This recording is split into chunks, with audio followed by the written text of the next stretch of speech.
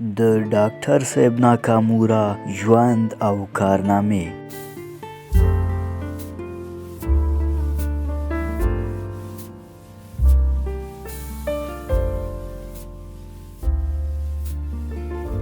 لوی خدای جل جلاله بشر په همدې موخه رالیږلی چې ژوند ښکلی کړي، ژوند ته بدلون ورکړي او بل ته یې خیر ورسیږي. خو له بده مرغه موږ هغه څوک یو چې نه خپله د خیر کار کوو او نه بل د خیر کار ته پرېږدو.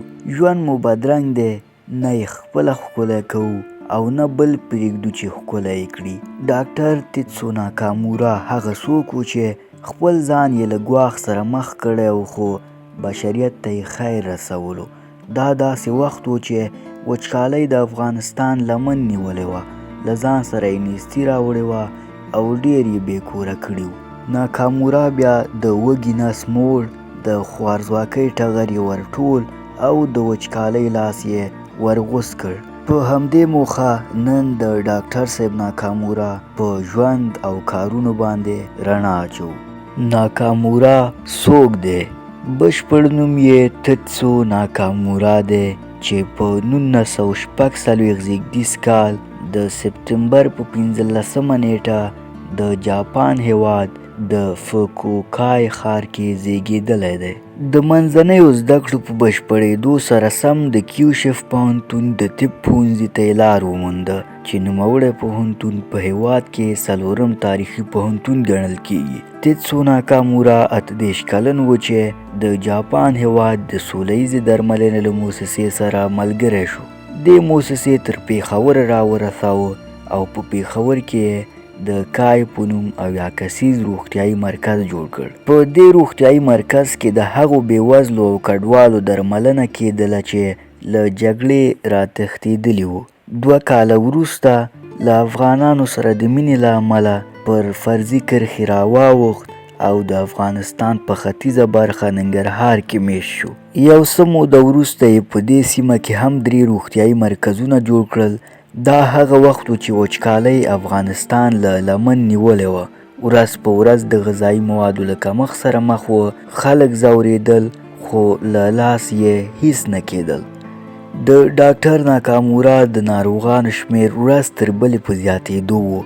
هیڅوک نه پوهېدل چې څه وکړي او ولې ورځ تر بلې د ناروغانو شمېر زیاتېږي.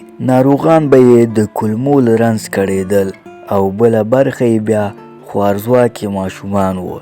له ډېرو څېړنو وروسته ډاکټر ناکامورا د ناروغیو علت وچکالي وبلله او ویې ویل هر څه باید درملو ته پرېنږدو، چېرته چې اوبه نه وي هلته به درمل څه وکړي. ناکامورا په دې سیمه کې تر 1400 حلقو پورې څاګان وایستل او په لسګونه کانالونه یې شاړو ځمکو ته ورتېر کړل او سربندونه یې جوړ کړل. هغو دښتو ته هم اوبه ورسېدې چې مرغۍ پکې له لوږې مړ کېدلې. ناکامورا پر ځان د افغانانو کلتور ومنلو، افغاني ژبې یې زده کړې، افغاني کالي یې په تن کړل او د افغانستان تابعیت یې واخیست. د خلکو ترمنځ یې دومره مینه وشیندله چې ناکا په کاکا او مورا په مراد بدل شو. هر چا به ورته کاکا مراد ویل. د دې مینې ترڅنګ ګواښونه هم وه، لکه په 1980 لمریز کال کې د کازویا ایټوي په نوم 21 کلن ملګری هم د ناپېژانده وسلوالو له لوري ووژل شو. ناکامورا په 1982 لمریز کې د رامون مګسیسې په نوم یوه آسیایي جایزه واخیسته چې د نوبل جایزې په کچه ارزښت لري.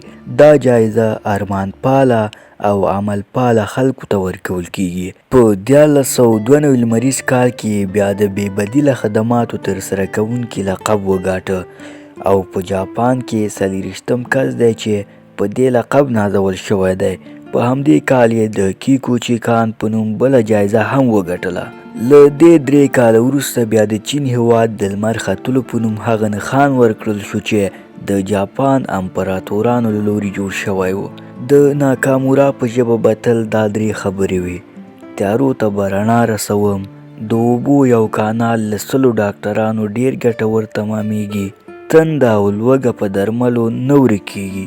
ناکامورا ته په 2019 زیږدیز کال کې د ډیرو هلو ځلو له مخې د افغان دولت له لوري د افغانستان تابعیت او یو لوړ مډال ورکړل شو. ناکامورا انسانانو ژوند ورکاوه خو انسانانو بیا ډیره ناځواني وکړه او له دې ژوند واخیست. د 2019 زیږدیز کال د دسمبر په 4مه نیټه په 73 کلنۍ کې د ناپېژانده وسلوال له لوري د جلال آباد په ښار کې وویشتل شو او د افغانستان تابعیت یې له ځان سره تورو خاورو ته یوړ. روح یې ښاد او یاد یې ژوندی.